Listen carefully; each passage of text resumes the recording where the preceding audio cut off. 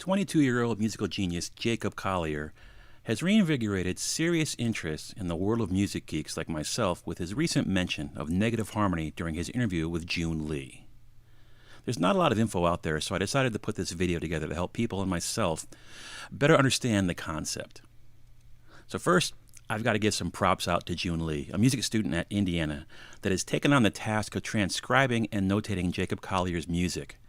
Sure, both Jacob and June have perfect pitch, but the ability to understand what you are hearing, accurately write it down, and then properly and legibly notate music of this complexity is no small task. If there's a Pulitzer for music notation, June Lee should win one. I don't know June, but I admire his work and ask folks to visit his Patreon page and give him some financial love for his amazing work. So music itself is a complex topic. It's a language, science, history, math, it's art, etc. Now, I'm a huge champion of musical literacy. The more you understand, the more you can interpret what you hear, and the easier it becomes to create the ideas in your compositional mind. During the interview, Lee asked Collier about the negative harmony, a concept introduced by Ernst Levy in his book, A Theory of Harmony.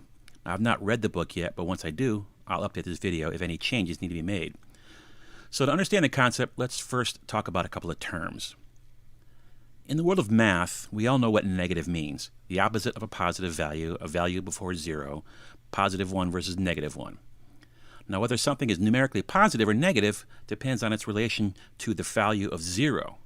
Another way of saying this is that 0 is the axis between positive and negative. A positive number can be considered a reflection of its negative counterpart. Now, harmony is the simultaneous combination of tones, especially when blended into chords pleasing to the ear. It's the opposite of dissonance. From the acoustical physics perspective, harmony refers to harmonics. When discussing negative harmony, Ernst Levy mentions the concept of musical polarity and reflections as they relate to natural harmonics. Levy uses an analogy by comparing positive and negative harmonics to the branches and roots of a tree. Positive harmonics are above ground, the trunk, the branches, etc., while negative is below ground, the roots. So in this example, the axis would be the ground. Above ground is positive, and below ground is negative. Now let's tie this together with music theory. To keep it simple, we're going to stay in the key of C. In music, a key is defined by its root and the quality of its third scale degree. A C major chord has a root of C and then an E, 4 steps above the root. 3 steps above the G is the 5th of the chord. The C chord is also called the tonic. It is home base. All chords are beholden to the tonic, some more so than others. The 5 chord, the G, is called the dominant chord. To our Western musical ears, the 5 chord has a strong tendency to want to resolve to its tonic. Now this is a circle of fifths. There are lots of versions of this musical chart out there. This one shows the position of the 1, the 4, and the 5 chord and the key signatures. This one is a little more basic. Outside the circle are the major keys. Inside the circle are the relative minor keys to each major key. Now this is one of my favorite versions. Check out this interactive tool at the URL at the bottom of the screen. It lets you select your key as well as mode, and then the chart changes based on your selections. So what does this have to do with the harmonic axis? Let's start with the keyboard and stick with the key of C for now. Here are the notes of the C major scale. Roman numerals are used to show the scale position and quality of chords built on those root notes. Capital letters mean major, lowercase indicate minor. So a triad built on C is the 1 chord and is major. A triad built on D, while still remaining in the key of C, is the 2 chord and is minor. When you play a scale starting on each note instead of a triad, you hear modes, a topic mentioned several times during Collier's interview. The sound you hear starting your scale on C is the scale or sonority that most people are used to, the Ionian mode. Working up the keyboard, we then have Dorian, Phrygian, Lydian, Mixolydian, Aeolian, and Locrian. So C is our root, also known as the tonic. G is the 5th, also known as the dominant. Why is it called dominant? My answer is based on a good description of chord resolution I found in the book Nonlinearities and Synchronization in Musical Acoustics and Musical Psychology, published by Dr. Ralph Bader in 2013. To paraphrase Dr. Bader, Hugo Riemann founded the functional music harmony that is still studied around the world today, including the use of Roman numerals. His view was that all music is cadence, starting from a chord as a tonic center or a home. Music and melodies leaving this home produce tension, while coming back to the home or tonic relieves this tension. Chords away from the tonic each have their own amount of dominance and naturally want to return to the tonic, some more so than others. There is a main dominant chord, the 5 chord, actually called the dominant. The 4 chord is considered slightly less dominant and is therefore known as the subdominant. The 5 chord has the strongest sonic desire to return home or to resolve, especially if voiced as a dominant 7th chord that includes the 3rd and 7th, creating the tritone that naturally leads to the root and 3rd of the home key. The concepts of dominant and subdominant, the 5 and 4 chords, tie neatly to the circle of fifths. In this circle, C is the tonic, the dominant G is to the right of the tonic, and the subdominant F is to the left.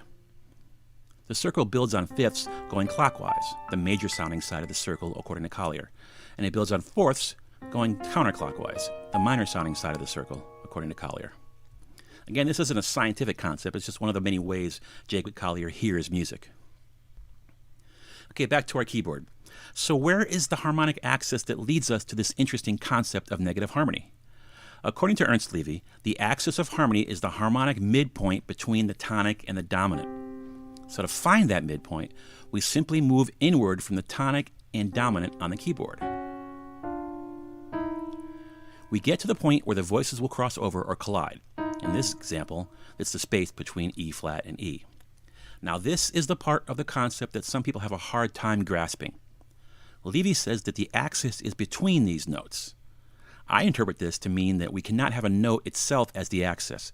We have to have a starting point of 0, or a ground level like in the tree analogy, an actual midpoint or axis to create a reflection point that generate positive and negative note choices.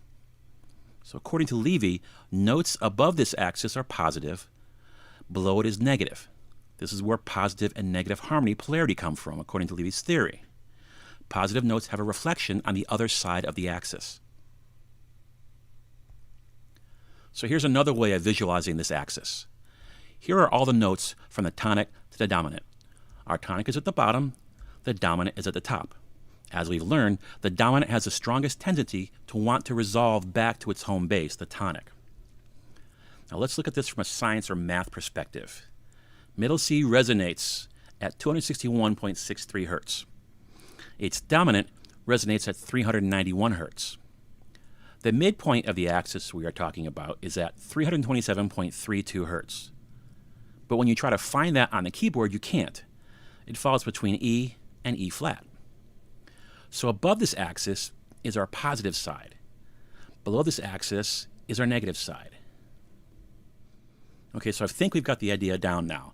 The axis is the reflection point between positive and negative harmony. Now, how do we actually apply this to chords? Using the axis as the 0 in our number line, we now count outward in both directions from the axis, numbering each note in the process. Doing so creates a set of positive notes and their negative counterparts. We will use these numbers in a bit to replace standard harmony with negative harmony. But first, I want to make sure we all understand that the axis location depends on the key you are in. Every example so far I've been talking about has been in the key of C, so I want to make sure an important concept is understood. The axis depends entirely on what key you're in. Please do not leave this video thinking that the beginning of negative harmony is between E and E flat. So for example, here's what it looks like in the key of G. The tonic is now G, the dominant is now D. The axis is now between B and B flat, because this is the harmonic location in the middle of the dominant and dominant. Counting from the new axis in G gives different numbers for each note than those in the key of C. Now let's take a look at how the circle of fifths can be used to find note reflections. Here's our friend, the circle of fifths. I'm going to tweak it just a bit.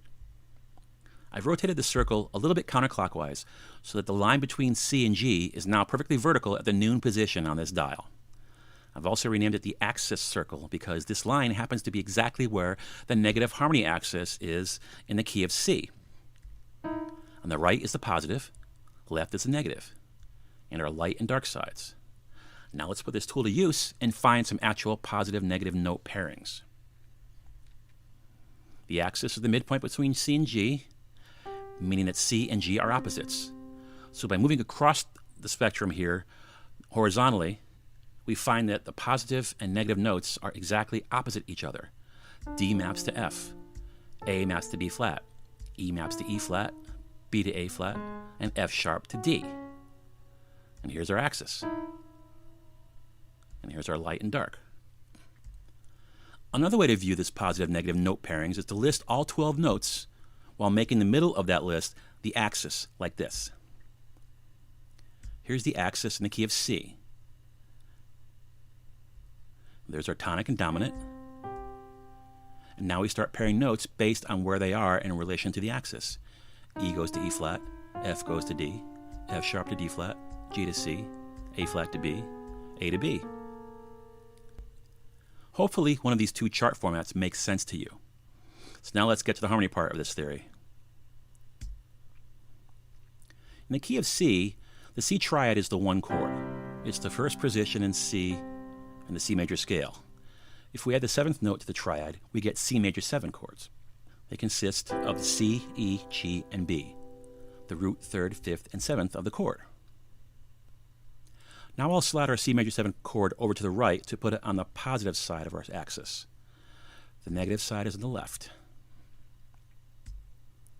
Now I'll color the notes to match the polarity wheel in the corner to help visualize the process, and we can now start pairing notes. B goes to A flat, G goes to C, E pairs with E flat, and C pairs with G. When you combine these new notes into a 4-part chord, you get an A flat major 7 chord. Here are the components of that chord, the root, 3rd, 5th, and 7th. And this is our first chord substitution of the video. In C major, the negative chord of C major 7 is the A flat major 7 chord. A flat is the flatted 6th in C. So the flatted 6 major 7 chord is the negative of a 1 major 7 chord. So this is the basis of negative harmony, replacing the notes of chords with their negative reflections to create a different chord.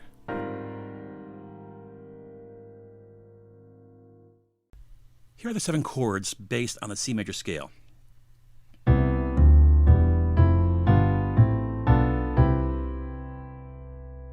When you substitute all the notes in the 7th chords for the negative counterparts, you get this.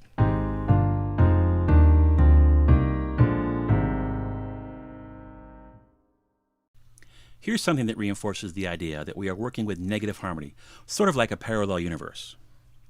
The chords that are major on the positive side, the 1, 4, and 5, are now minor on the negative side. This makes sense since we are talking about harmonic opposites. The 5 chord on the negative side replaces the 2 chord. Normally the 2 chord is minor, but replacing it with a G chord, which is the 5 in C, you'd expect the G chord to be major. But G is minor on the negative side. Remember, we're still in the key of C. We have not modulated to A flat or something else. We are in the key of negative C major. C is still a 1, G is still a 5, but their qualities change because we are in this alternate harmonic universe.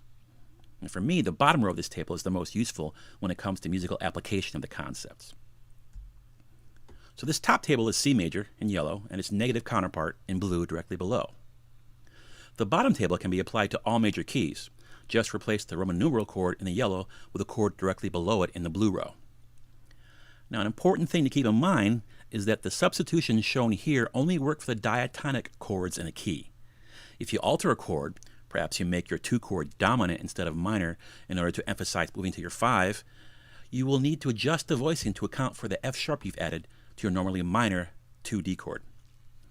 In this case, you'd replace the D minor 2 with a D7, which reflects to G half diminished. In other words, to substitute changes in songs more complex than just diatonic chords, you'll have more work to do. So now we come to the big finale. What does all this actually sound like? Here is the polarity circle for G major, the key of our musical examples. Let's give a listen to the first phrase of the classical standard Autumn Leaves by Johnny Mercer. Now, these are just basic voicings of the standard changes. I'm showing both regular and Roman numeral notation here.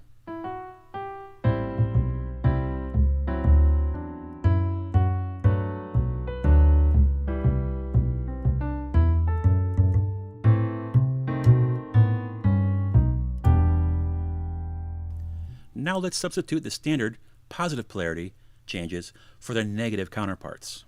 Here are the standard changes, and here's the substitution table, and here are the substitutions for negative chords. How did I get there? Like this. Go to the 2, find the chord below, and replace that 2 with a 5, and keep repeating that process for all the changes.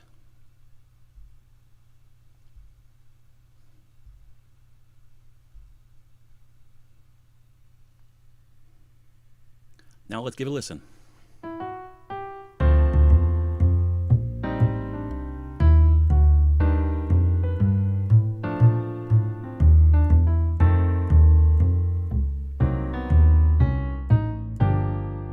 Quite different, right? Most of it sounds good to my ears, but there's one substitution that hits me as a little odd. So I'm going to sub out only some of the chords to get a different harmonization. So my substitutions are at the bottom. The 3 versions are lined up so you can compare original and standard chords to their negatives and my choice of negative blended with standard changes. So here's what my blended version sounds like.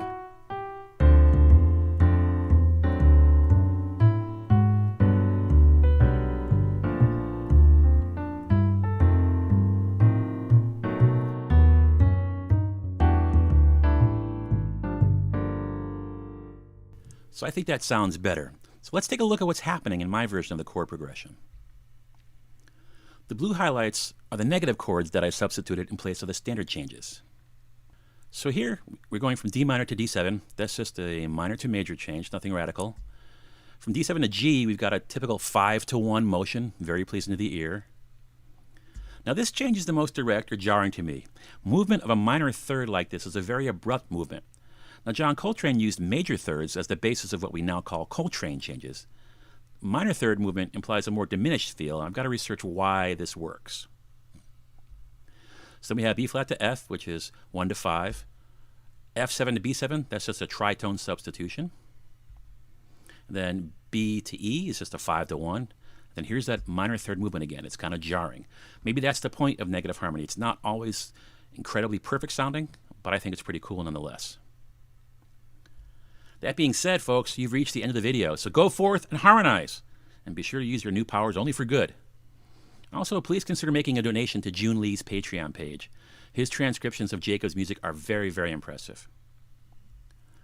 And as a final shameless plug, if you have a need for any original underscore music for your video, TV, or film use, please check out my own little page, yopaulymusic.com. Consider following me on the various social media outlets. So thank you very much for watching. I hope you learned something.